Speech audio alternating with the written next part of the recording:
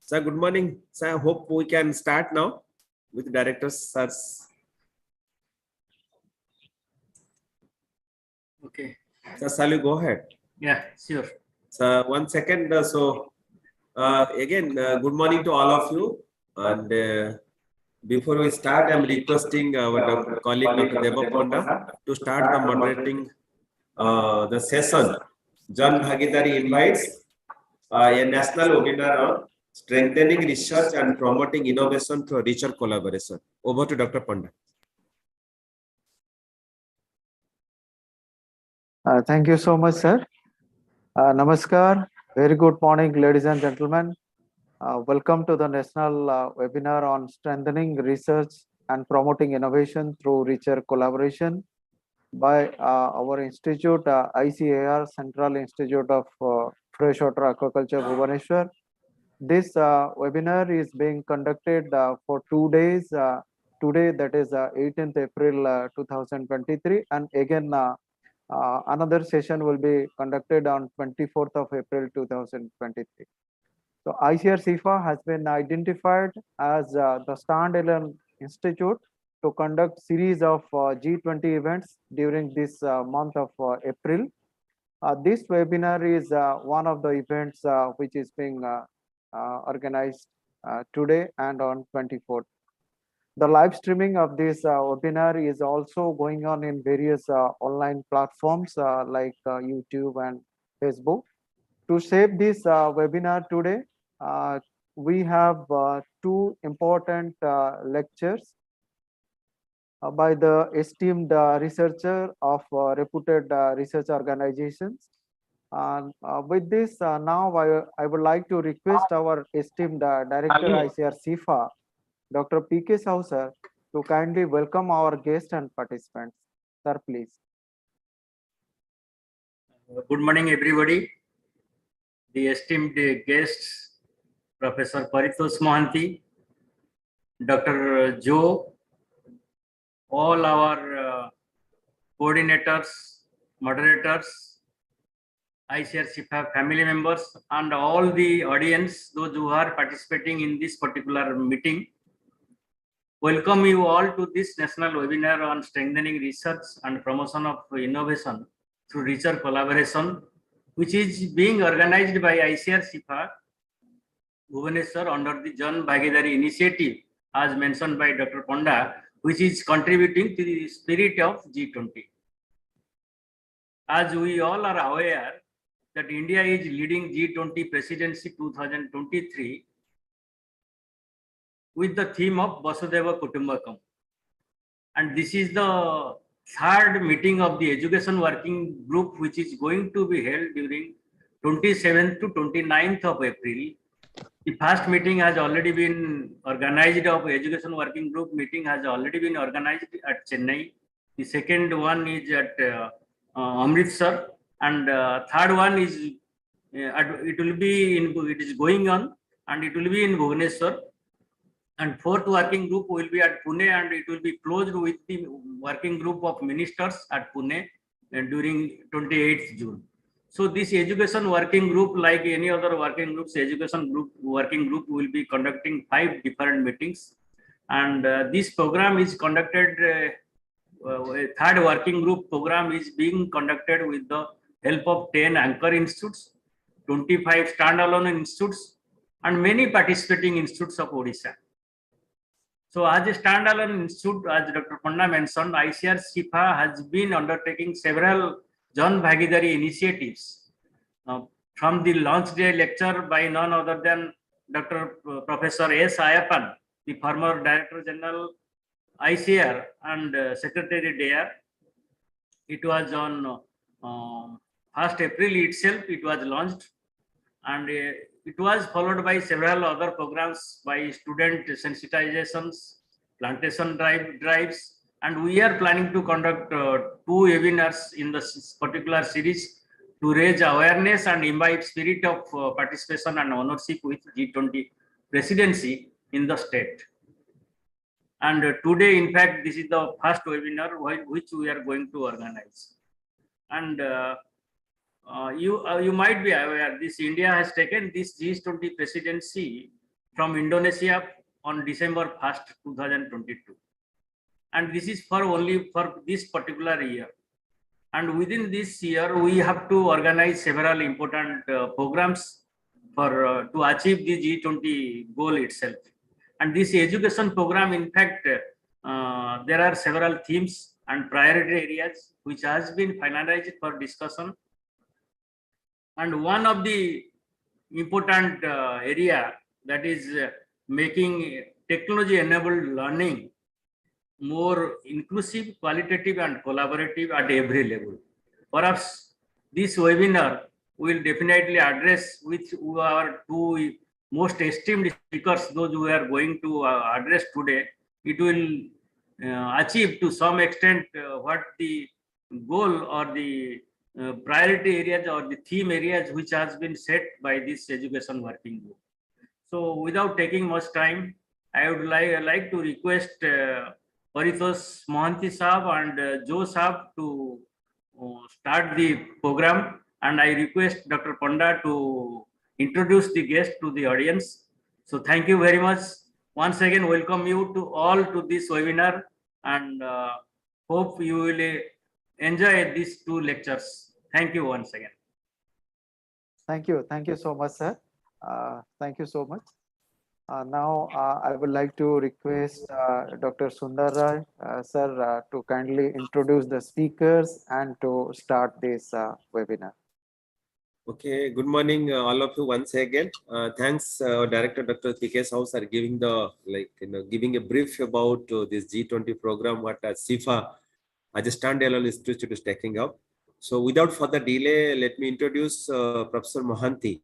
As a first instance, when you contacted him, he instantly agreed. And coming back to his credential, he is an alumni of Ravensa University now.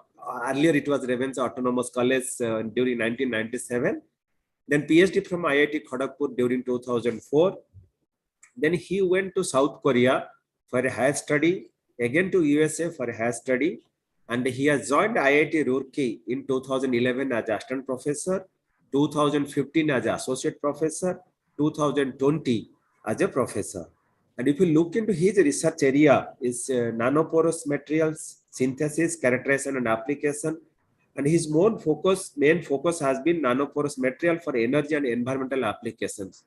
So here, where SIFA can be active partner if you look into environmental application and chemistry. He has published more than 83 papers. Notable papers are in the Nature Communication, American Chemical Societies, and to his credit, is around 2,550 citations with the H index of 28, I index of 62. Already 8 PhD students, 10 MTech students, and 10 MSc students have graduated under his supervision. At present, 10 PhD students are there. So with this, I'll keep Dr. Joe's introduction before his presentation at 11. So now it's over to Professor Mohanty to deliver his lecture on research and innovation in the modern India. Over to Dr. Mohanty, please. Thank you. Namaskar. Good morning to all. First of all, I'd like to thank your Honorable Director, ICAR SIFA, Dr. P.K. Sahu. And also, he is also the convener of this G20 webinar. All the delegates, participants, ladies and gentlemen. I must thank Dr. Sundar Rai, Principal Scientist, ICAR SIFA. He is also the organizing secretary of the webinar for his kind introduction. And I must thank you once again for inviting me to give a lecture on Indian science, or I would say ancient scientific traditions in India. There is a little, I would really happy, or please excuse me if you don't like it also. I have little bit changed the title. The title, I think, let me share the slides probably.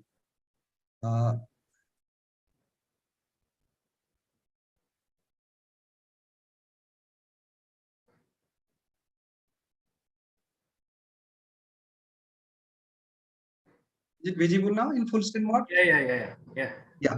Please go ahead. So I'll be discussing about ancient scientific traditions in India and its relevance to the modern science.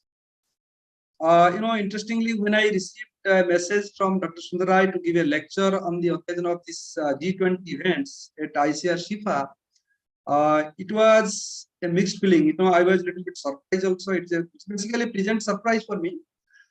Because see, we always got or receive invitation requests from the laboratories or from the institutions related to our own research area, and it is a little bit out of the box, I would say. And I took a decision, and I informed him, yes, I will do it. But you can say it is it is little bit exciting. Also, I was a little bit nervous at the beginning, what to tell there, because I want to give a lecture which may not be on my research area or what I've been going for many years, like in chemistry or material science. Because we have to always look at the audience, and then on we can, as a teacher, we can choose a topic. So then actually, I probably found it's an opportunity to discuss something which for last few months, I have been thinking to give or to discuss in some forum. Because recently, I read some books, attended a couple of lectures on ancient Indian science, and it inspired me almost. I think it really inspired me to think that can we translate to the general audience, or to a broader audience, so that what I feel other people might be feeling in this way. You can say, although I have been in the research profession for almost 24 years now, I didn't know a lot of fact just before a few months, before I heard or read all these things. The fact is that we only know, or we only educate ourselves whatever we are taught. The picture that is shown to us is what we see. You check in a school books or anything, anywhere, both are the things that we have remembered and that we know for our life. So that means after thinking all these things, I become even more determined, and probably I was waiting for an opportunity. And when I got this opportunity, I thought, let's discuss something about ancient Indian scientific traditions. What actually we had, and where we stand now, so that we can make a correlation, and we can find out, at least we can inspire, we can discuss. So these are the points of choosing a topic like this, which is beyond, I would say, my expertise area. And I must admit that whatever I will be discussing in next half an hour or 45 minutes, whatever time I will be having, these are not my research. I try to educate myself, and I'm trying to translate this to the audience. This is not my research at all. I just collected from different sources. So kindly bear with me. I'm sure some of the fact, must excite some of you, if not all. And if I can do that, then definitely that will make my effort fruitful. So basically, I'll discuss, or my presentation will cover these few topics. I think traditionally, India was known as the Golden World, Vishwaguru. So I would just put few minutes on that, and then I'll discuss few examples about our glorious scientific traditions, and then where we stand, what happened to all these glorious traditions, and why we are where we are now. So before I start anything, I think almost all of us must be aware of this thing, the golden bird. India was called the golden bird. Why is that? For thousands of years, I think for thousands of years, it was the place where everyone throughout the world, dreamed to visit. We had the highest GDP. All the luxurious goods such as precious metals, stones, spices, textiles, all are traded from India to the rest of the world. Even in fact, the economy, the currency, all these things were introduced in India. So I think that, most of us have some idea about all these things, and we all know that we had really a glorious past. But then, not only this, what I have written here, I'm saying, but there are many more to it. Our all infrastructures, the technologies, starting from construction to all sorts of things, our social life, our spirituality, everything was distinct, and we were leading the world. And these are the reasons why we were called also the Vishwaguru. If you'll see the history, the Taksasila, that dated back to 15th century BC. And I think it became a noted center of learning for several centuries, until the destruction of the city in 5th century of CE. And it was probably the best known and famous for Arthashastra by Chanakya. Not only Chanakya, there are many more eminent, I would say, scientists and the health professionals like Charak, the Chandragupta Maurya, all were educated in Taksasila. Not only them, I think it had a really wide range of people throughout the world. They visited the state and they get educated from that places. And then Nalanda, these are some of the examples. I'm talking about the second example, that is Nalanda. It is the ancient center of higher learning in India, established in 5th century AD, and survived up to until 1197. It started, or it was devoted initially for the Buddhist studies, but then it has expanded to many other areas like fine arts, medicine, mathematics, astronomy, politics, in fact, the art of war. All these things, all these facts are already being known. We read to some extent in the history. Even the construction and all the sites that are still there. Some people, those who have visited might have seen also. It had 8 separate compounds, 10 temples, meditation halls, classrooms, lakes, parks, and 9-story library. So everything that was so planned, so well organized. It had dormitories to accommodate 10,000 students. Even in the modern context, if you'll see today, a university with 10,000 students would be considered is one of the very big universities. And it has even accommodation for 2,000 professors. So Nalanda University attracted people, scholars from many countries throughout the world, such as Korea, Japan, Tibet, China, Tibet, Indonesia, Turkey, and many more places. So now, not only these two, there are many other universities that were established between these time frames, and all these made us, the Vishwaguru. The whole world was looking at India to learn things, to find things, whatever they require. I would quote, a couple of people here. Mark Twain. What he has said, he's a philosopher. He was a philosopher. What he has said: India is the cradle of human race, the birthplace of human speech, the mother of history, the grandmother of legend, and the great grandmother of tradition. Our most valuable and most instructive materials in the history of man are treasured up in India. There is another guy called Grant Duff. He's a British historian. He has even a stronger statement about our scientific culture, about scientific tradition. What he has said: many of the advances in the sciences that we consider today to have been made in Europe were in fact made in India centuries ago. He was so accurate in giving this statement because he understood, he read, he stayed, so he understood the scientific culture of India. So, by saying this, what happened? What actually made us the perceptor of the universe, or what happened, to the country, so that suddenly from the golden bird, from the Vishwaguru, we become so poor. Even it was a issue of existence.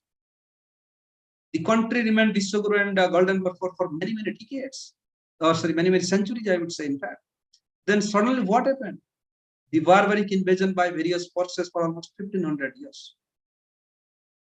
People were tortured, and it was followed by exploitation of British rules for almost 200 years, made the Golden War poor and ruined both economically, socially, not only socially, even I would say spiritually also to some extent. In order to achieve this lost glory, progress must be made in science, technology, skill development, commerce, agriculture, and all arts and humanities subjects. So I think there was an intentional destruction of all our scientific cultures, for thousands of years. And then, if you'll compare today where we stand, what are the reasons? If you'll see the ancient world, the standard of prosperity was actually judged by different values than what we see today. I'm giving a very simple example. In ancient world, agricultural commodity and trades are considered as the standard of prosperity. But now, the modern world, it depends a lot on science and technology. How much advanced you are in these two themes. How good you are in science and how good you are in technology. These two become the yardstick for the prosperity. There are many countries where they don't have a lot of agricultural commodity, but they're rich because they try to earn from different ways. They have their own technology, they are selling it throughout the world. So the country with developed science and advanced materials technology are marching ahead. So that means definition of prosperity has changed, since an ancient time and in the modern eras. So then, what we should do to be the world leader again in the science and technology while protecting our culture, nature, and need? We are always linked to two things, science and spirituality. I will probably discussing in one of the future slides. So in India, do we have really a tradition of science and technology of our own? Or, whatever science and technology that we see today, a gift of the West? We recall our old age, we recall our school days, any science book, any technology book that we have read, all these references are given to the West. Anything and everything that is invented almost, in a few hundred years, 200 or 300 years, starting from maybe 17th century till today, or in last, I would say up to 19th century, all the inventions were made in Europe mostly. That means in 200 years, everything was invented. Is it true? Is it the whole science and technology that we see today, that we read today in our textbooks, are only the gift of the West? I don't agree with this. I was agree, but now I think after reading few things, after knowing few things, I would not agree with this. I'll discuss few examples. But before that, I would say, why all these things happen. I'll give you a couple of examples. One of the things that actually, we have always a perception is, let's say we speak about Sanskrit. We discuss about Sanskrit. Whenever we discuss, we talk, we elaborate, or we do anything about Sanskrit, we try to find as if it's a religious language. It's a language of, philosophical languages. No, it's not like that. Sanskrit is just not a language of religious philosophy, or not just the language of religious, but it's also a language of science and technology. Most of the treasures are actually stored in this language only. Now I will give you a couple of examples. Who invented pi? If we'll see all these history book or all the mathematics book, whatever we see today, we'll find that British mathematician Jones actually invented or gave the symbol in 1706 to represent the ratio of circumference of a circle to its diameter. And then it was, later on popularized by a Swiss mathematician, Euler. This is what we are taught. But is that the fact? You see, it was all in 17th century, 1706. If you see the, our own tradition, our own scientific traditions, centuries ago, Aryabhat, in 476 to 550 CE, he had calculated the value of pi as 3.1416 long back, before even people can think about the value of pi or anything in this direction in Western countries. So these things are not taught to us. We ourselves are not actually being educated the way we should have been. Where is the lacking thing? I'm giving you another example, couple of examples probably. The Vedic mathematics. Our earlier Shankaracharya of Puri, Krishna Tirthaji, he discovered amazing, 16 mathematical formulas and 13 sub-formulas for solving many mathematical problems and equations. Later on, he wrote a book on Vedic mathematics. Without naming the institute, there are very famous institute in our country. They were approached just to keep this book in their library. Because someone is writing, he's a Shankaracharya of Puri, even what I have read, that the book was not accepted to keep in their library. They feel it is almost like religious. How can mathematics be religious? This was not even permitted, and it was done when a Western mathematician, Nicholas, and during his visit, to India, he appreciated all these mathematics that were discovered, and he called it magic. And then only people started accepting this. So that means we do not have trust on ourselves. We try to see if somebody from the West, they are saying this is right, this is wrong. We are always having almost like there is slave mentality in scientific discoveries or acceptability of the science. I will give you one very important example. We talk about Pythagoras theorem. It was long back being solved by Buddhaya in India. Even the Pythagoras theorem was complicated, but Buddhaya solved it very, very easily. It was not accepted until the Nobel laureate and physicist Edward Taylor, he argued that the study of science should not be complicated, obscure, or boring. It should be simple, accessible, and enjoyable. When on this viewpoint, he gave the example of Buddhaya, how his theorem or how his simple solution can be, how this equation can actually solve mathematical problems very simply. So unless these things, people don't accept it. How many times we read in our book that the Pythagoras theorem was long back solved by Buddhaya? No, we don't read it. So all these incidents shows at least our mindset of accepting science. We always look at the best. Why is that? Is it intentional? Why actually this happened till today? What is the cause of oblivions? I think one of the major reasons is the way we are taught. Lord Thomas Babington Macaulay is the person who implemented the British system of education in India. The intention was so that the future generation do not feel any pride in their tradition, culture, history, and science. In the curriculum, if you see today also, very little. Even I think in the last few years, probably things have been started doing, but your balls have been started rolling. I would say in the curriculum, nothing was mentioned about any contribution by India, especially in the field of science. British has tried to cut the education from our. They didn't say what our tradition is, what our ancient, Indian science is, what our ancient Indian technology is. But unfortunately, even after independence, this tradition continued. We didn't get out of this problem, which shows that Europe is the main contributor of scientific tradition. The ancient Indian discoveries, war results could not become the part of education system. Any contribution in the world from the point of view of the development has been given by the Europe.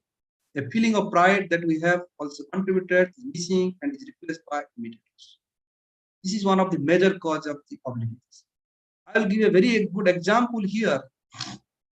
One of the most popular president, Dr. APJ Abdul Kalam, in his book, he gave several examples, but I will give you one example here. Our mindset. I'm just quoting what he has written in his book. It is in his book India 2020, a vision for the new millennium. What he wrote, and I quote here: there is a multicolored calendar hanging in my room. This beautiful calendar has been printed in Germany, and it has pictures of Europe and Africa taken by satellites. Whoever sees these pictures gets very inspired. However, when the person is told that these pictures are taken by an Indian licensing satellite, his face was disbelief and it doesn't written down till he reads the credit given at the bottom of the calendar to the Indian satellite for the pictures. This is our mindset. We saw something, we find it's fantastic, but the moment we are told, no, it was taken by an Indian, satellite, although the calendar was made in Germany. This is a German calendar made by Germany, and then they have used our satellite images. We are not ready to accept that. That's our mindset, and this is actually a long-term, consequences. We have nothing. We have a notion that a person from the West is intellectual, logical, and believer of the experiments, whereas an Indian considers only books to be the proof, with blind faith tends to run away from the experiment. But what is the reality? If you'll see the history until last 150 or 500 years, the West believed in theory. I'll give you a couple of examples. One point I want to make it very, very clear at this moment. By showing West, downgrade, by making them down, I don't want to make ourselves great. No, it's not the purpose. What I wanted to say that, we were much, much richer. Our scientific traditions were much richer. What we are saying or what we have been following for years, if you see their history, what they have been doing. See, I think this, Aristotle's philosophy, a lot was followed for a long, long time. I'll give you a couple of examples. What he has said that a 10-pound stone would fall 10 times faster than a 1-pound stone. It was accepted for centuries until Galileo proved him wrong on the Tower of Pisa experiment. And he had a very strong follower, Ptolemy. They had an opinion of or views of Earth-centric universe. It was opposed from time to time by many eminent persons, many scientists, Galileo, Copernicus, and Bruno. In fact, many of them had been tortured. They have been house arrested. In fact, Bruno was burnt alive. At least we didn't have that philosophy. But I want to, as I told earlier, by saying this, I don't want to, make ourselves great because they were not actually, they were down. I don't want to put them, make them down and I want to show us great. No, it's not like that. This is just a, example. This is just an example, even before 400 or 500 years, what they have been doing, what they were actually following. So now I will give you a few examples of our scientific, ancient scientific traditions. These are the things that we have discussed, or the theoretical we can discuss many things, but let's discuss few of these facts, few examples. What was our scientific tradition? I think already we discussed about Bothayan and all these things, but I will give you few more examples of our ancient scientific traditions. Now I will discuss the first thing about electrical sciences. One of the major challenges, or I would say the two major challenges at the moment the world is facing are energy and environment. Everyone wanted to have a good piece of pies from the energy sector, while they don't want to contribute towards the environment. So that means we need green energy. We want to have energy, and we should not actually compromise with the environment. So these are the major challenges that we are facing today. So that means getting clean energy is very, very important. And there are potential, solution. For example, green energy production, green hydrogen production by water splitting, and energy storage by battery and other storage materials.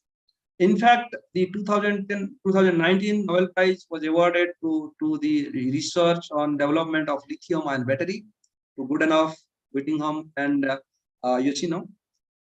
This actually, this fact indicates how important it was, or how important it is. The generation of the development of battery, generation of basically the water splitting and other things. Now I will give you a very interesting example. Battery and water splitting. The Nobel was awarded just before 3-4 years. If you'll see Agastya Samhita, it is written around 4000 BC, almost 6,000 years back, by Sage Agastya. It describes methods to make dry electric cell with 1.138 volt and 23 milliampere in electroplating process. Not only battery, he discussed how to do your water splitting. These facts were not told, were not taught. The ancient text of Agastya Samhita describes the method of making electric battery and that water can split into oxygen and hydrogen. Modern battery cell resembles Agastya method of generating electricity. And for doing all these things, one do need, according to this age, Agastya, one earthen pot, copper plate, copper sulfate, wet sawdust, and zinc amalgam. Now, this is actually what he has written. This is written in Sanskrit, and I'm translating here now. You place a well-cleaned copper plate in an earthenware vessel, cover it first by copper sulfate and then by moist sawdust. After that, put a mercury amalgamated zinc sheet on the top of the sawdust to avoid polarization. Contact will produce an energy known by the twin names Mitra Varun. Water will be split by this current into Pranavayu and Udanavayu. A churn of 100 jars is said to give a very effective force. So this was actually the Sanskrit shlaka, Sanstapaya Mridamaya Patre Amra Patram Susankritam Hai Chiki Grivin. So this Chiki Grivin, this was very interesting. Chiki Grivin, Chandravin, Kasthapasvid, Dastalost. So that means if I want to focus this Chiki Grivin. So what actually people did when a group of people wanted to replicate it, wanted to see if this is working, they could understand everything except this Sikhi Griva. When they actually translated, they found it is actually, the meaning of this one is neck of the peacock. What they thought, they have to put the neck of the peacock on the top of it. And, they in fact even approached a Jew to provide them. Even the custodial was really angry. They approached him to give him the neck of a dead peacock. Custodial was really angry. Then later on, after approaching several places, they consulted an Ayurvedic expert. Then they understood that the Sikhi Griva doesn't mean the neck of the peacock. It is the color of the copper sulfate. So when they put it, it all worked. In fact, the cell was even exhibited on August 7, 1990, before the scholars of fourth general meeting at the Swedish Vigyan Sanshadhan Sanstha Nagpur. When a cell was prepared and 100 cells were connected and it was measured, around 1.138 volt and the current of 23 milliampere. So, all these, and then if they would, your split water, they found hydrogen and oxygen, Pranavayu and Udanavayu. So that means all this discussion indicate how rich our scientific tradition was. What happened, when it was invented for 6,000 years ago, why didn't we actually do it in last 300, 400, 500 years? I'll discuss the second example. Most of us, once or at least once in our lifetime or sometimes we visited this place, Iron Pillars in Delhi. It's near Qutub Minar Road. So the age is around, it was constructed around 1600 years ago. It is a wonder. Basically, it doesn't get corroded. These are the dimensions. You can see its weight is around 6,000, more than even 6,000 kg, 6 tons. So now, when it was analyzed by Dr. B.B. Lal, the chief scientist of Indian Archaeological Survey, he found that the small 20 to 30 kg of hot iron pieces were joined to make these 6,000 kg, more than 6,000 kg pillars.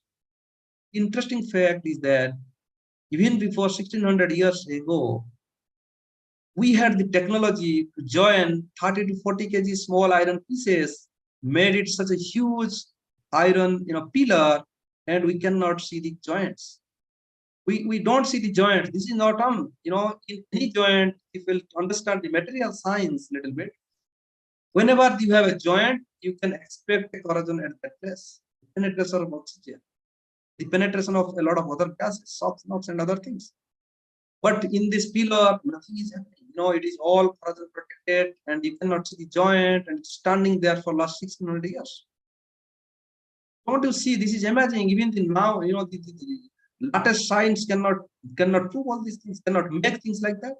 It was made in 4th century, and if you see the history, it was made in 4th century, and according to the Sanskrit inscriptions, It was set up as a flag post in front of the temple of Lord Vishnu on Vishnu mountain in Mathura by Chandraraj.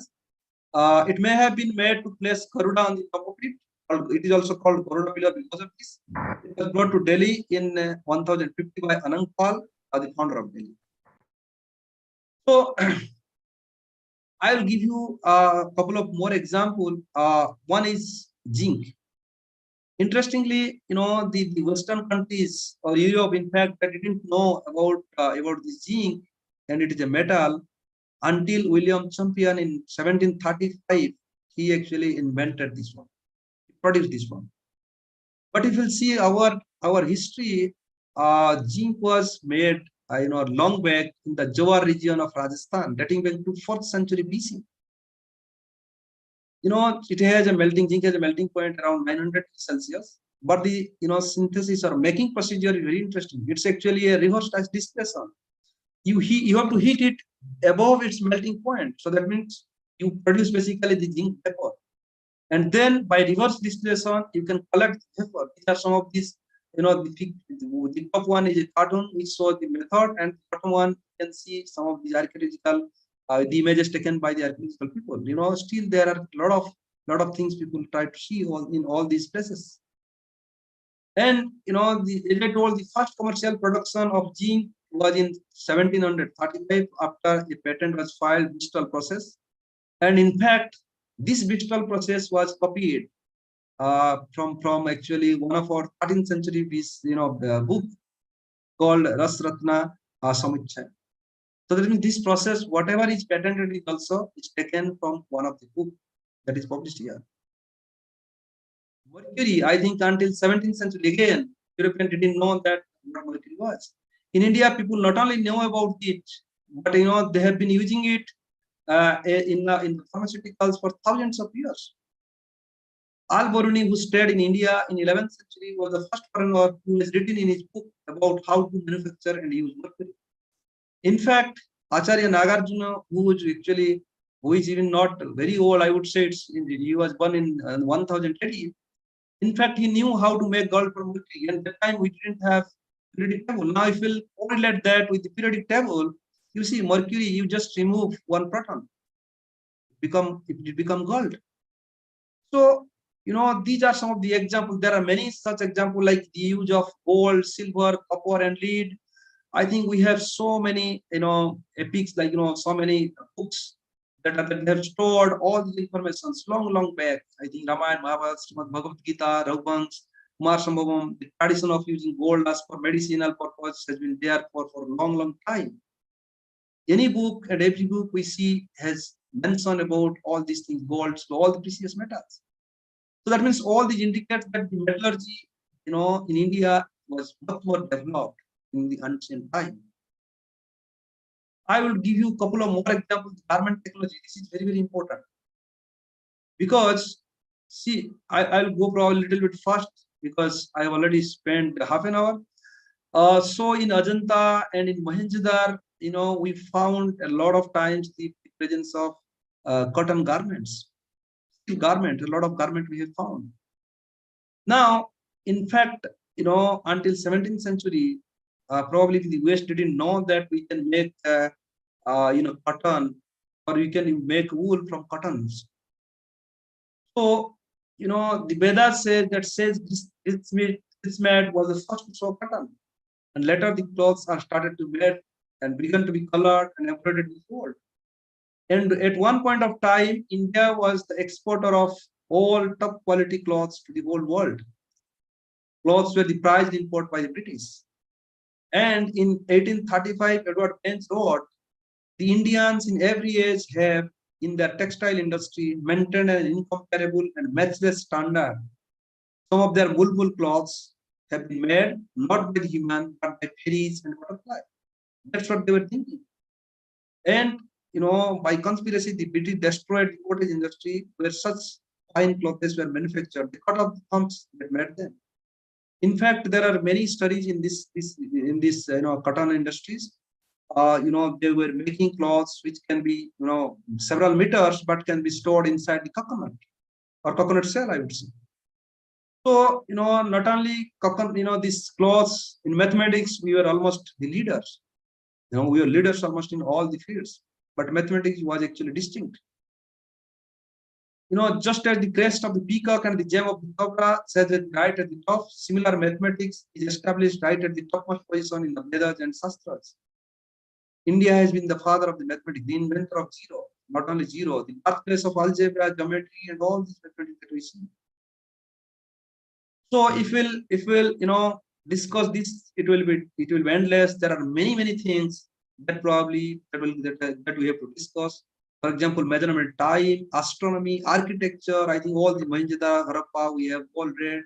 The chemistry, botany, zoology, agriculture, health and hygiene, surgery, specifically Charak and other things. Science of sound and voice. I think many of us might might have even an idea about. There are temples in the southern part of India where there are pillars you hit, and then you will heard sare gama pa. That means, don't you think there is imagine long back, before all these musical instruments were invented, or we had all these techniques, we had all this technology, we had all this science. So there are many such examples. I think it will be endless to discuss. So I'll move forward. So what happens? These are the tradition. Then where we stand now? I'll spend only 2 minutes to cover this part. What happened? I think we already discussed. The education system, British education system. Whatever they wanted us to read it, we read that. And it was not until they were here, even after they left the country, we continued the same thing. In one of the convocational address at Science College of Prayag in 1949, Sir C.V. Raman told to the students, boys, I'm quoting here, boys, when we import, we not only pay for our ignorance, but we also pay for our incompetence. This is what the Britishers wanted. They wanted us to import almost everything, so that we should remain incompetent. Now, if we'll compare, one of the latest statement by one of the CEO of McKinsey & Co. It's not India's decade; it's India's century. So we are moving out from this, I would say, the darkest part of our country, and we are trying to move towards betterment. I'll discuss few examples how we are actually moving, and there are few sectors I'll be discussing. Again, there are many things we can discuss, but I'll just give you few examples. Space, I think we all know. These are some of the pictures, some of the images which make us emotional. People carrying the bicycle, from bicycle to billion trips. People carrying, the rocket launchers and other things in bicycle, in pull-up carts. That was the history. These are actually the epic image of our journey in the space technology. But where we stand now, it all started, just before maybe 50 years, 40 years. It started in 1962, Indian National Committee for Space Research. And then later on, Thampa Equatorial Rocket Launching Station near Thiruvananthapuram was started in 1962. First sounding rocket launch was in 1963. The ISRO was established in 1969. So all these started, these are all history. These epic images tells us where we are standing now. These are actually the epic pictures that have been taken. So I think in last almost 47 years, when we started our journey to launch the first satellite Aryabhatta, which was launched in April 1975, the India space journey has spanned almost 47 years, and now we have many satellites which we have launched. I'm just giving you some of the latest example. Almost every other month, it's a routine job now for ISRO to send heavier and heavier satellites. We are sending hundreds of satellites at one go. We are the leader. Many countries who are the leader of these are actually hiring our system to launch, our rocket system launchers to place their satellites. So, there are many examples, US, Singapore, many countries. Another example I would discuss here about the Mars mission, Mangalyaan. It was launched in 2013. It was inserted to the Martian orbit in 2014. And Israel has become the first space agency to successfully send a spacecraft to Mars. And interestingly, if you see the cost effectiveness, even it is less than one of the Hollywood movie budget.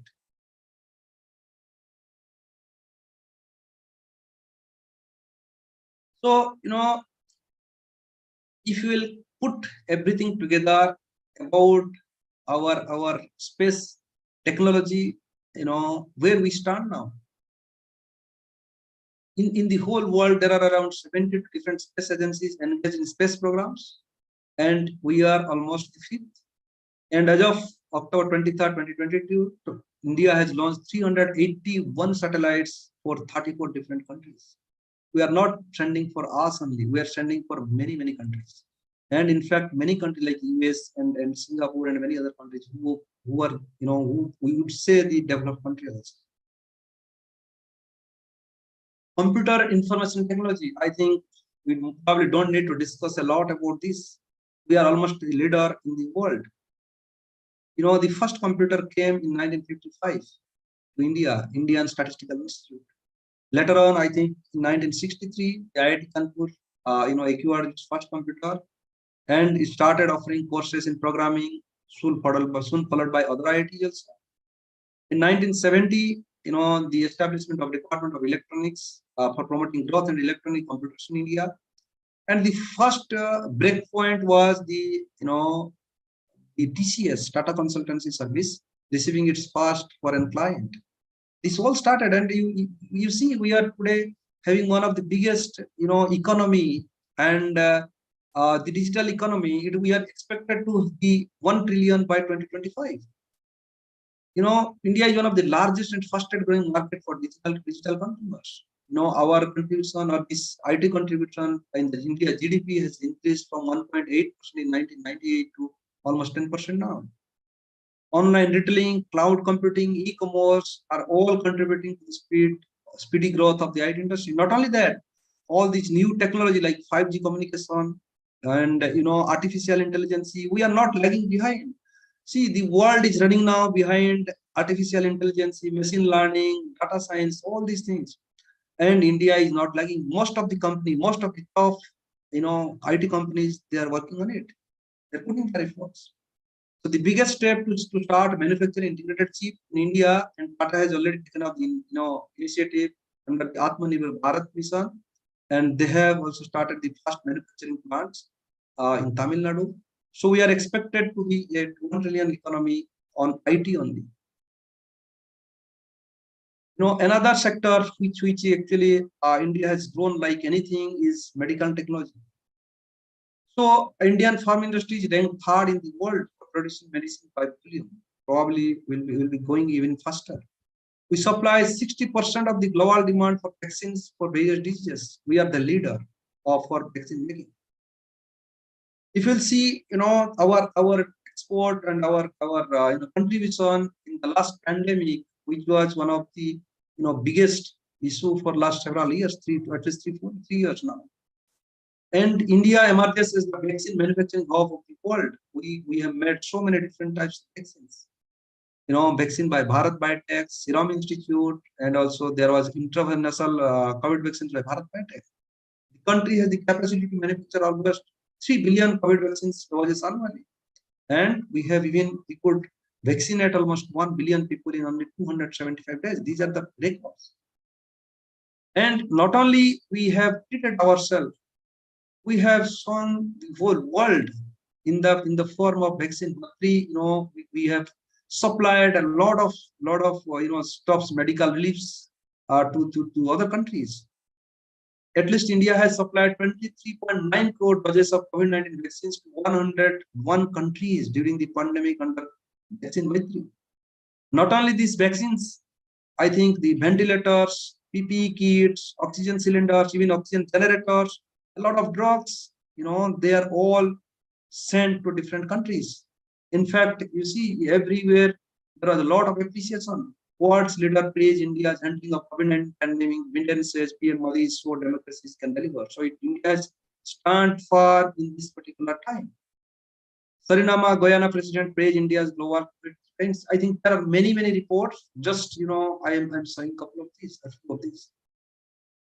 And I am talking about another thing called yoga. I think probably we don't have a competitor in India. We are the only country in the world who actually taught this one.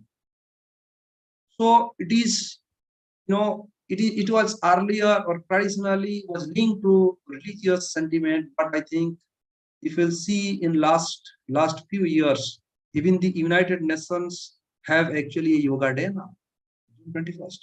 So it is well accepted by most of the countries in the world. So it is not only make your body and make you physically fit. It will provide you the energy for your emotional goodness and many other benefits also. I think internationally, nationally, everywhere, the government has also very good missions on these things, and yoga is accepted throughout the world. I'm not discussing in details because I'm lacking time. I have to finish this part. Ayurveda, again, this is the oldest tradition in healthcare. I think there are only few countries which recognize this as a medicine, but there are many other countries where people are taking actually it as a food additives. It can treat any diseases. It has a very high market values, and gradually it is growing, and its acceptability in other countries also has started to improve. There are a lot of work that has started very recently. There are a few organizations who are actually working tirelessly now to make it even more scientifically viable. So in summary, I think I would say the ancient Indian science was rich. In fact, I was thinking to put this summary page blank one. I don't want to summarize what I have said. I want to put a question mark in your mind. You think what we have discussed. There are a few examples. If you want to know more, there are many informations you can get. Nowadays, people are trying to dig through view of this Sanskrit scriptures and then trying to know few more things. But anyway, I have to summarize that. So I have our ancient science, Indian science were rich. The need of the hour is to inform every Indians about a rich scientific culture and reclaim the lost curry, the golden bard, and the distribution. One point I must add here: it is not about developing science and technology and all these things. We don't, if you see our ancient history or ancient tradition of science and technology, we didn't invent or we didn't understand, we didn't study science or technology, anything, arts also, just to learn things. It's not like that. We all always correlate all this with our souls. I will probably give you one example. All these scientific inventions or scientific traditions or the technological development that happened in ancient India is somehow related to spirituality. Science and spirituality can never be separated. This is what our philosophy is. I will give you a very small example, then I'll actually probably conclude my discussions. How a better mindset or a spiritually clean people can actually provide a better scientific achievements, better scientific and technological developments. I'm giving a very simple example of, let's say, microscope. It's an equipment, right? So when we call microscope, it's an equipment. You think about any equipment. What is the Hindi of equipment? Or you can see any Indian language. It's called upakaran. It's a upakaran. What is the meaning of upakaran? It's sub. What is karan then here? Upakaran is not actually the instrument cannot provide you data unless you use karan. So karan means our eyes. If I'm giving an example of your microscope, the upkaran, the instrument is the microscope. But what is karan? Our eyes.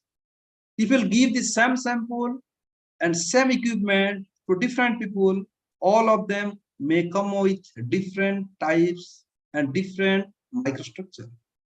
You will see they have a lot of difference in the quality of the image they will be taking. Why is that? Because here the Karan is same, but the Karan is different. Karan means our eyes. What it calls, it's Indriya, right? In our Indian thing, we will say we say it's Indriya. Now this Indriya has to do a lot with quality of data that we are deriving from an instrument, from the Uparan. So science and technology, how it is related to the Indriya. And many times the Indriya is not controlled by itself, it is controlled by our man. Man is controlled by our buddhi or intelligence. And in fact, the intelligent or buddhi is controlled by our soul or atma. So now, unless we connect these, we cannot get the best image out of this instrument. So always the instrument, what we say, probably the tools to do the best quality research is not the fact. The day when we'll go back to our ancient times style of working or doing research or investigations or anything, we'll try to find out that unless we have a purified this connection of current and connect it with current, we cannot be Vishwaguru again. In order to achieve that feat, we must connect this spirituality with science and our technology, whatever we say. We must purify ourselves. We must connect. We must make our current connected to the Upkaran. Okay, so I think I must thank to a lot of people out here. First of all, to all the audience for your presence, to listening to me to a topic. I don't know whether it touched you or not. But first of all, I would definitely thank my institute. IIT Roorkee, who gave me a platform to chase my dream. My research groups, the students, they helped me. Some of them helped me in preparing some of the slides. And I must acknowledge all these information. See, as I told in the beginning, all the information I have shared here, discussed here, there is nothing, no research I have done. I have collected only, facts from different sources. So I have only compiled the lectures from various books, internet sources, articles, and lectures. And I am really grateful to the chief pattern, conveners, organizing secretary, nodal scientist, everyone in this G20 webinar. And my special thanks to Dr. Sundarai for inviting me. Thank you very much. Thank you so much, sir. Really, it was very enlightening, and it is very in a simple language. You have compiled all these informations, and no doubt India is a Vishwaguru as far as the science and technology, and along with the spirituality is concerned. So thank you so much, sir, for bringing all these information in a consolidated form and presenting all in this platform. We are extremely thankful to you, sir, for this wonderful lecture. So with this, I would like to request Dr. Sundarai, sir, to go for the second lecture. Yeah, thank you, Dr. Panda. Of course, again, I don't want to give thanks here, so I'll reserve my thanks. But the only thing I want to say, it was a really enchanting analogy of ancient and modern India. I think whoever has listened, definitely they would have got a real insight why we should not be proud as an Indian as far as science is concerned. Sir, So one question. One question was there from Sivakas Mohanty. I had posted in chat. Yeah. Actually, okay, I'll put this question to Professor Mohanty. So the question is, Veda, Vedanta, Upanishad are in the Sanskrit, and it is the language of science. And why Sanskrit is not our Rashtra Bhasha? I don't know. I want to make one point very, very clear. I asked my question this morning. Why didn't I read Sanskrit more during my school days? Why, in fact, I choose Hindi as my subject. I am not saying the Hindi is different, our language, because see, let me put it in a little different way also. Who is stopping us learning Sanskrit? No one is stopping us. Even now, I myself is interested. After all these things, I am trying, probably put myself in a place where I want to learn more about Sanskrit, because I find in chemistry also, I would be really happy to read literatures related to chemical processes. That might give me an opportunity to invent something which can be even much more, or I would say, an extraordinary invention. By saying this, I want to make one point. What actually about the national language or all these things? See, I believe in little in different way. I think it will be little bit political statement maybe, because probably I cannot answer it very precisely why it cannot be a national language. But I would say no one is stopping us in learning things. Even if it is national language or not, it doesn't matter to me. What matters to me is whether I'm interested to learn. Even if today, who asked this question? Sir, Sri Prakash Mohanty. Yeah, Mr. Mohanty, if today also, irrespective of whether it is a national language, state language, or even anything, if you'll feel that I must learn Sanskrit, I must start learning today itself. And that will probably, what is required at this moment, rather than putting my efforts to make it a national language. Rather than think that I would educate myself learning Sanskrit and try to learn even few grunts and other things, a few sloks, and try to do things that is relevant to my research. That will be probably the best thing that we could do. Did I answer your question? Okay, sir. Anyway, thank you, sir. Namaskar. Yes. So with this, we'll move to the second presentation. Okay. Thank you very much. Thank you. Thank you, Dr. Mohanty. Coming to the second presentee is our own ICR alumni, Dr. Joe K. Kizokudan, a principal scientist based at Madras Center of CMFRI. His expertise is more into the lobster aquaculture, and he has participated in a lot of collaborative research programs. And he is a consultant to RGCA, PTCL, PTNS, TN, Tamil Nadu Fisheries Development Corporation, Department of Forest, Gujarat, Tamil Nadu. And he has worked with many of the projects of national importance like NATP, climate change, sea bass cage farming, oyster mussel farming, artificial reefs. And recently, his work on the FAD, fish aggregating devices in Tamil Nadu coast, has got the limelight of how ecosystem can be restored in a disturbed environment. And Dr. Joe has been not only for the scientific front, he has been very aggressive and very supportive to the social cause. And we could see his effort. And I had a chance to be associated in the same building when I was in Sibba, Chennai. And coming back to his one of the most notable research achievement, lobster, when India had a face problem of lobster breeding, he and his team could be able to breed and successful lobster farming in India. So with this small introduction, I'm requesting Dr. Joe to move for his presentation. Over to Dr. Joe. Thank you, Dr. Sundarai, and thank you for the opportunity. I had a small glitch in the net, so I'm just give me some time.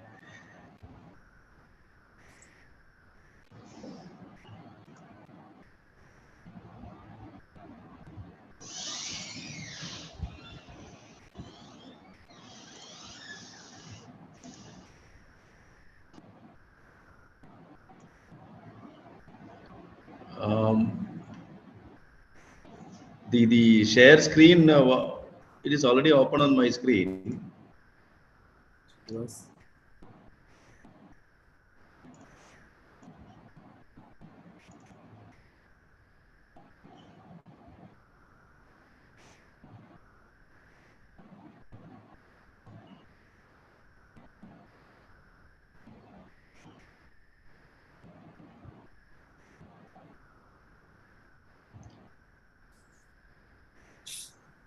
Somehow my screen, are you able to see the screen? No. No.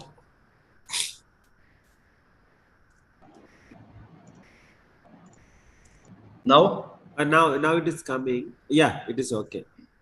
Yeah, it is visible now. It's fine, Joe. Please go ahead. Now? Yeah, it's okay. You can make it your presentation mode, then you can move forward. No problem. Yeah. So again, a big thanks to the organizers, Director Sifa, Dr. P.K. Sahu, and Soundarai for having given me this opportunity. I am not that big a legend, but somehow the topic and my interactions with the community and the sector developments I would like to brief and introduce you. So I'm presenting on the marine ecosystem restoration programs and the participatory approach and the innovations which I have made through the whole sequence of this. I am from Central Marine Fisheries Research Institute. We have completed 75 years. And I'm thankful to my DG, ICAR, the Deputy Director, J.K. Janasab, and my Director for having given me the permission. And well, I'm happy to be a part of this strengthening research and promoting innovation through collaboration program of CIFA for enlightening or rather improving the spirit of the G20 from India. And I've been working with CMFRA past 26 years in the stations at Cochin, Veeraval in Gujarat, and now in Chennai. And this is about CMFRA. We established in 1947. These are our stations, substations, and field centers, and our Vigyan Kendras. Plus sorry, Dr. Joe, slides are not moving. You can make it to presentation mode, please. Well, it is in presentation mode. Yeah, now it is moving only. Earlier, the slides were not. Okay. So this is the last year's figures on our marine fish landings. We are close to 3.49 million tons. There is a slight improvement, 14% increase in our catches. This is basically what our institute does. The figures of marine fish landings is brought out every year. And you can see number of crabs, or rather the percentage of crabs mechanized, the motorized and the non-motorized, and what's the contribution given by the bulk Indian mackerel, oil, sardine, and ribbon fishes contribute to the bulk of the landings. How the coastal states figure in the total fish catch, it's been highlighted here. Then the basic or the important achievements of the institute remains with the sampling design for marine fish landings for the country, the multi-stage random sampling design. Similarly, stock assessment of a number of species around the coast, the biology part of it, and then again marine mammal stock assessments, the fisheries census we take every 5 years, and the fishery management plans which is advocated to the states as well as to the governments every now and then. Similarly, highlighting the potential fishery yields, then revalidating them in the EEZs. The recent one includes the minimum legal size for a number of species in various states in Kerala, Karnataka, Andhra Pradesh, Tamil Nadu, and in Gujarat for regulating fisheries. Coming back to the coastline, well, our coastline is not just a uniform straight coastline. We have a variation. It is quite different in many respects, starting from the Gulf of Kutch in Gujarat to the Lakshadweep Islands or the Andaman and Nicobar Islands. The coastlines are different, their tidal parameters are different, the sediments are different. So it cannot be just one simple mechanism to do the entire governance and management of marine fisheries. It is a lot of complexities are involved, basically because of the ground and the habitat realities.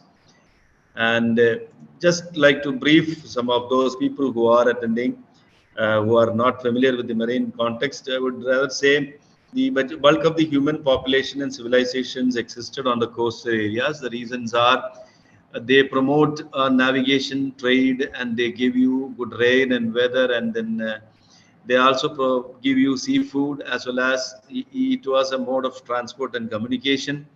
Plus, the oceans are filled with a lot of minerals and resources, and they give you seafood. And this is a dynamic system. The coastal ecosystem is quite a dynamic system. I'm just giving you a picture to highlight how it works. And what is happening actually in the oceans is small, tiny organisms like the microbe or the phytoplanktons and the zooplanktons, the respiration, photosynthesis, consumption, decomposition, and various such biological activities take place in the open ocean, particularly in the photic zone, that is the surface part of the ocean up to 100 meters. Then we have the twilight zone beyond 100 meters, and then the deep ocean, which is almost a dark zone.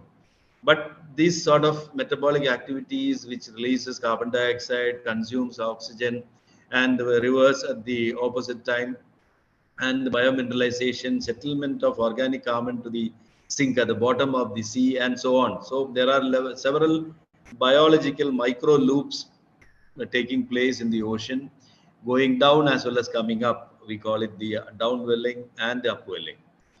Now coming to the coastal domain, with the kind of ecosystem I am representing today in my talk is 200 meters from the mainland to 200 meters depth on the coast.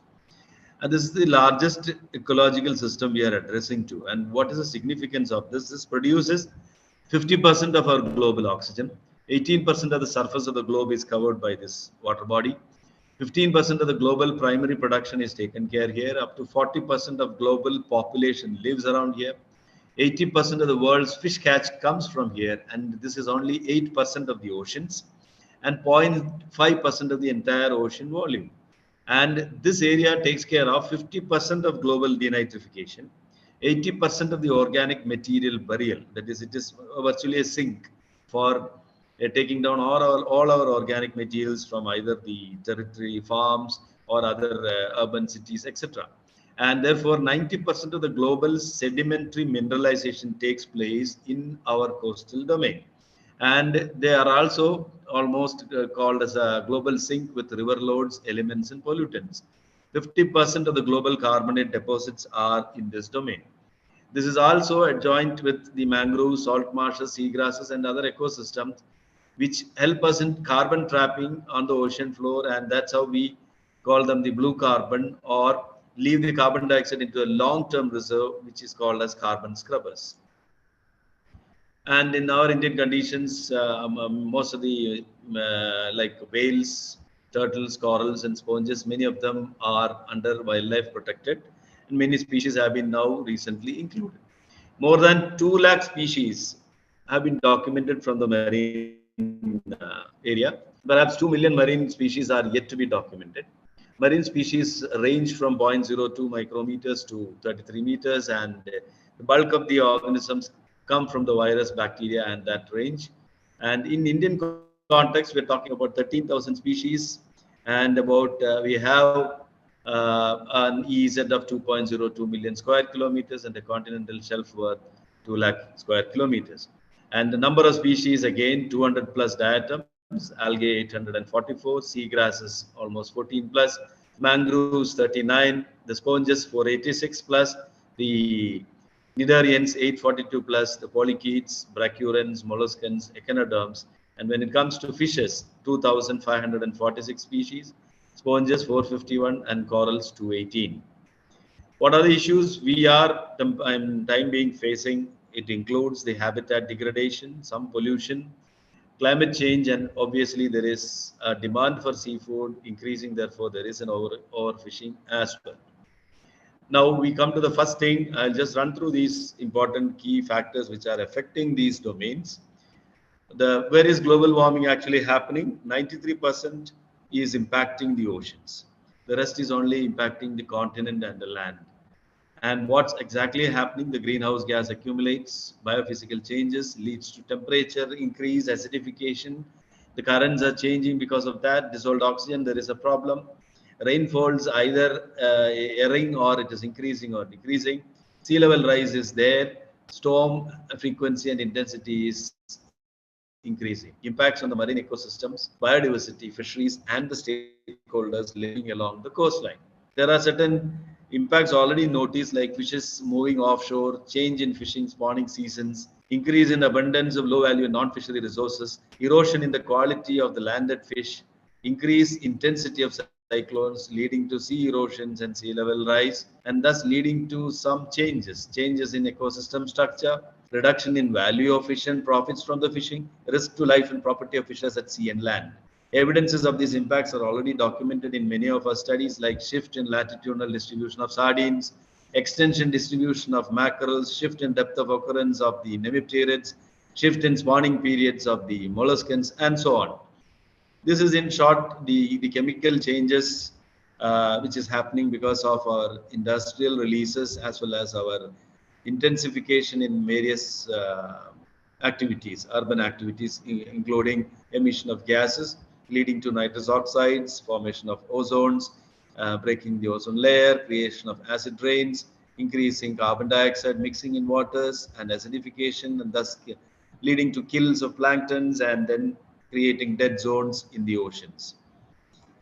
This is one slide to just show you some graphical pictures done by small children, what they think on our immediate impact because of pollution. This slide, again, another artist's impression on what has happened in last few decades. We have had some urban density increasing on our coastal cities. Fishing intensity has obviously increased. Methods have increased. Mechanization has increased.